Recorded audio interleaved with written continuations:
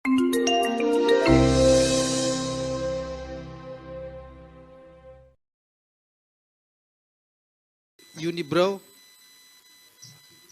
Oke, makasih. Bismillahirrahmanirrahim. Assalamualaikum warahmatullahi wabarakatuh. Selamat sore Bapak Ibu sekalian. Ya, saya seperti Mbak Titi tadi mendapatkan banyak sekali ya ilmu baru di sini. Pertama soal big data dan yang kedua soal artificial intelligence. Ya. Nah, saya kira kalau misalkan pemerintah Kementerian Dalam Negeri itu memahami betul atau setidak-tidaknya menyaksikan ini, mestinya ada satu upaya untuk bagaimana para ahli IT, teman-teman ahli IT ini bisa bekerja sama dengan para ahli politik, ahli hukum tata negara misalnya, untuk mendesain bagaimana pemilu yang lebih baik seperti tadi yang dibayangkan begitu Pak oleh Mbak Titi. Ya. Nah, tetapi saya kemudian bertanya, atau kita bisa mempertanyakan, apakah sesuatu yang ideal, yang menarik sekali Andi diterapkan tadi itu baik dari Profesor Yanda, Mbak Eka, kemudian Mbak Ayu dan juga aspek-aspek penting pemilu, prinsip-prinsip pemilu yang dikemukakan oleh Mbak Titi itu, apakah itu kalau diterapkan mengganggu tidak kepada mereka yang menjadi peserta pemilu, khususnya partai politik? Artinya, kalau partai politik itu merasa dia bisa merugikan kepentingannya, mungkin itu akan diabaikan. Tetapi kalau itu menguntungkan dia dalam pemilu sebagai peserta pemilu, saya kira itu menjadi sesuatu yang terabaikan. Ya. Mengapa begitu? Kita melihat dari pemilu ke pemilu sebetulnya partai politik kita sebagai pelaku utama atau yang sangat berkepentingan dengan penyelenggaraan pemilu itu sebetulnya tidak terlalu siap untuk bersaing. Meskipun demokrasi, kalau kita baca Smither itu ya ada persaingan dalam demokrasi itu, misalnya selain ada kebebasan sipil dan politik, ya kemudian ada partisipasi publik, juga ada persaingan.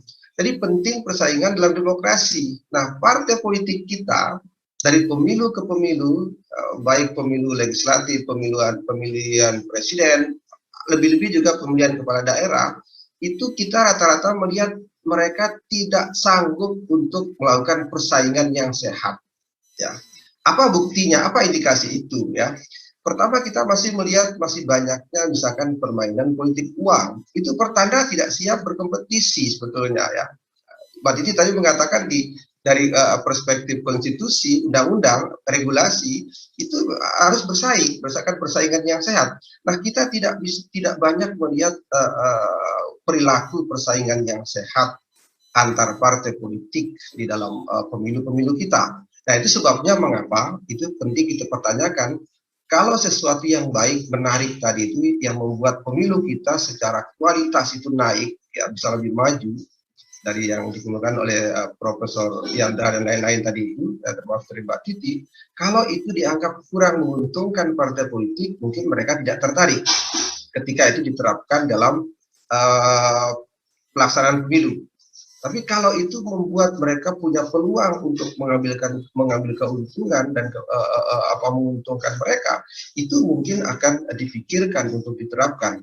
Satu, yang kedua, partai politik kita dan juga parlemen sebetulnya masih punya banyak masalah sebenarnya, begitu ya, punya masalah. Nah, kalau saya sedikit ingin menjelaskan ini.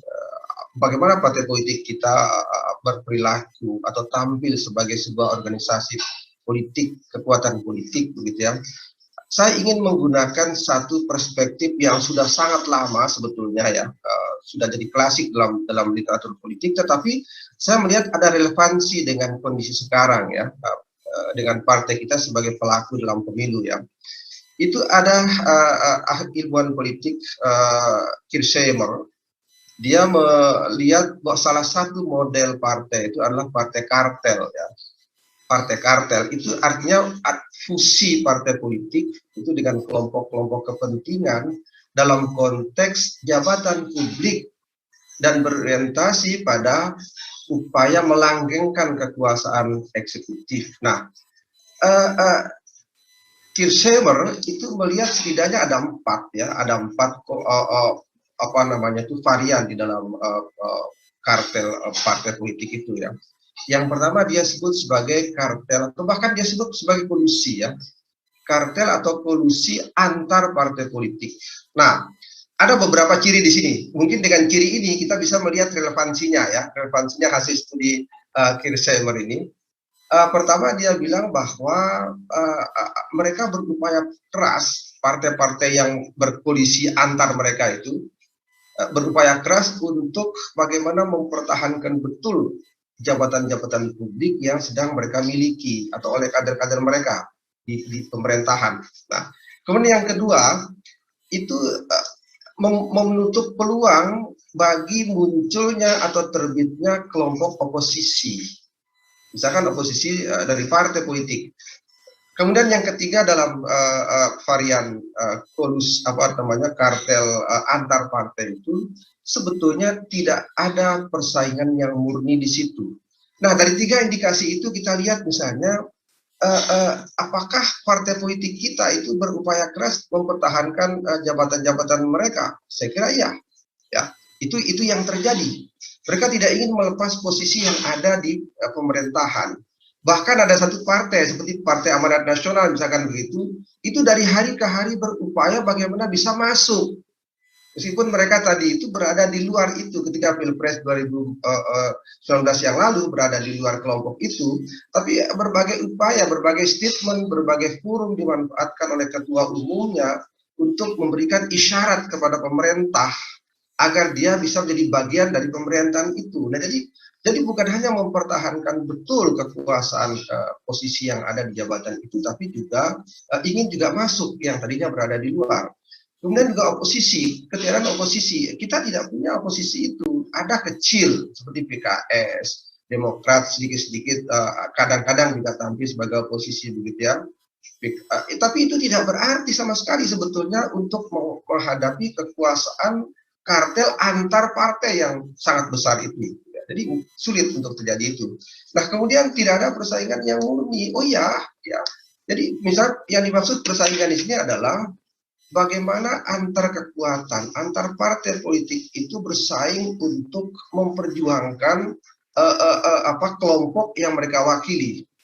Ada pertanyaan menarik dari Katz ya. Dia bilang studi dia mempertanyakan mengapa wakil itu tidak mewakili yang diwakili, ya. Mengapa wakil tidak mewakili yang diwakili? Nah, dia bilang salah satu persoalannya di situ adalah partai politik dan parlemen, terutama yang di parlemen, itu seringkali berhadapan dilema antara menempatkan diri sebagai delegasi dan wali amanat. Kalau sebagai delegasi, mestinya dia murni memperjuangkan apa yang menjadi kerisauan, apa yang di problem-problem di kelompok masyarakat yang dia wakili atau konstituennya. Ya. Jadi murni dia bersuara karena itu. Tetapi ada juga persoalan kedua, itu sebagai wali amanat. Artinya dia mencoba mengkreasikan sendiri apa yang ada di masyarakat itu. Nah, parlemen kita lebih banyak menempatkan diri sebagai wali amanat itu, tidak banyak menempatkan diri atau memposisikan diri sebagai delegasi. Nah, ini dua. Ya, jadi itu yang terjadi saya kira. Kita bisa mengambil contoh kelahiran undang-undang yang kemudian dibatalkan MK secara tidak total kemarin itu, pembatalan bermasalah kalau menurut saya ya. Tapi oke lah, itu diskusi lain. Undang-undang Omnibus Law itu saya kira diprotes oleh banyak orang beberapa waktu sebelumnya ya, tahun 2020 yang lalu banyak orang yang protes, ya berbagai ahli hukum maupun yang bukan ahli hukum itu mempersoalkan RUU itu. Tetapi pemerintah jalan terus dan proses pembahasannya di parlemen juga tidak betul-betul prosedural kan begitu. Nah, kemudian ketika dia lahir sampai kemudian pada ujungnya dibatalkan oleh Mahkamah Konstitusi, saya kira ini contoh dari betapa mereka itu tidak peduli dengan aspek delegasi sebagai wakil gitu ya. Jadi karena itu lolos undang-undang itu dan kemudian bermasalah ya. Nah itu satu contoh gitu ya. Nah kemudian kartel yang kedua itu ada yang disebut oleh Kirchheimer itu sebagai kartel negara partai ya. Kartel negara partai. Salah satu indikasinya adalah bahwa partai politik di situ lepas dari basis sosialnya ya. Tapi mereka justru semakin mengidentikan diri dengan negara ya, identikan diri dengan negara di situ ya. Nah jadi karena itu dia mereduksi politik itu menjadi sebatas manajemen negara. Itu sebabnya negara kemudian lebih tampil dalam wajah yang lebih birokratis administratif ya, birokratis administratif. Saya kira itu yang kemudian menutup peluang bagi kelompok-kelompok tertentu di masyarakat untuk memberikan kritik dan segala macam kepada mereka kan gitu. Nah ini problemnya ya. Nah kemudian yang ketiga ini kita bisa lihat di kita apakah terjadi atau tidak sekarang. Tapi apa kata Kirchheimer ya? Dia bilang ada disebut dengan kartel tripartit ya, di mana terjadi kolusi antara 3 kekuatan itu negara, negara, kemudian partai dan kelompok kepentingan. Saya kira ini sedang terjadi di kita, ya. Partai politik diakomodasi begitu rupa oleh pemerintah, oleh negara, dan partai politik di parlemen misalnya, dia kemudian hampir identik dengan istana. Hampir identik dengan istana. Nah, pada waktu yang sama, kekuatan kelompok kepentingan, katakanlah kelompok-kelompok pebisnis, itu juga hadir di situ. Nah, karena itu kemudian membuat kepentingan mereka menjadi semakin kuat. Gitu, sulit untuk mereka lepas dari situ. Itu sebabnya mengapa mereka selalu ingin hadir di situ. Itu yang maksud dengan melanggengkan kekuasaan dalam kartel itu. Nah, tapi menarik. Ada penelitian terbaru, relatif baru dari Katz dan Mayer. Dia memperbarui apa yang dikatakan oleh Kirchheimer soal kartel negara partai. Ya, dia bilang bahwa kolusi negara dan partai itu justru berusaha partai tampil sebagai agen negara dan menggunakan sumber-sumber negara untuk memastikan kelangsungan hidup kelompok mereka. Nah ini kita bisa lihat apakah terjadi nggak di kita, begitu ya, partai yang merapat ke negara seperti mengidentikan dengan negara, kemudian menggunakan seluruh sumber daya negara untuk kepentingan mereka. Salah satu indikasinya adalah parlemen kita itu mengadakan yang disebut dengan dana aspirasi. Ya, ini sebetulnya penyimpangan secara teoritik ya. Untuk apa ada dana aspirasi? Ini seolah-olah anggota parlemen yang berangkat dari partai politik ini itu bertindak seperti eksekutif. Mengapa mereka harus punya itu? Dan ini juga akan membuat persaingan yang tidak sehat. Karena mereka menggunakan anggaran itu, ada berbagai studi soal itu ya, menggunakan anggaran itu untuk turun ke daerah-daerah dapil mereka, ke konstituen mereka, dan mereka kemudian memberikan sesuatu, katakanlah semacam sumbangan ini, dan itu atas nama mereka, bukan atas nama negara. Nah ini akan merugikan orang-orang yang nanti bersaing dalam pemilu yang belum menjadi anggota parlemen. Jadi akan menguntungkan incumbent ini. Nah, ini saya kira kartel kolusi ini yang kemudian bisa saja membuat pemilu kita menjadi juga tidak bisa sehat persaingannya seperti yang tadi dibayangkan oleh Mbak Titi kan gitu ya. Jadi ini juga problem di kita ya, dengan pola seperti itu. Nah, kemudian yang terakhir itu menarik dari Kirchheimer itu soal kartel yang dia sebut sebagai eksekutif, kemudian pemimpin partai politik besar dan lembaga peradilan. Jadi ada karakter juga ternyata di situ ya, tiga kelompok besar itu. Kalau tadi yang ketiga itu kan dengan kelompok kepentingan. Sekarang pemimpin partai, kemudian pemimpin eksekutif dan kekuasaan kehakiman, peradilan. Saya kira ini juga terjadi di kita ya.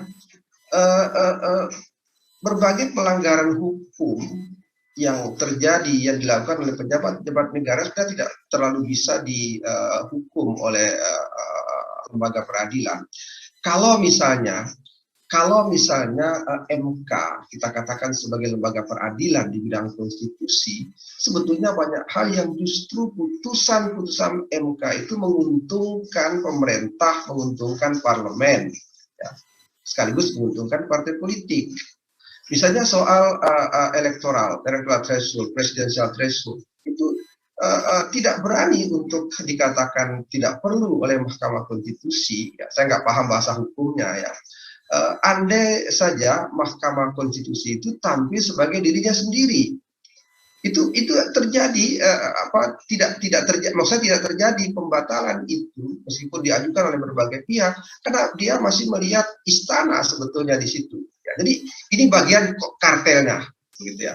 Sama dengan kasus Undang-Undang Omnibus Law itu, mengapa begitu ragu Mahkamah Konstitusi memutuskan pembatalan yang total tegas, ya.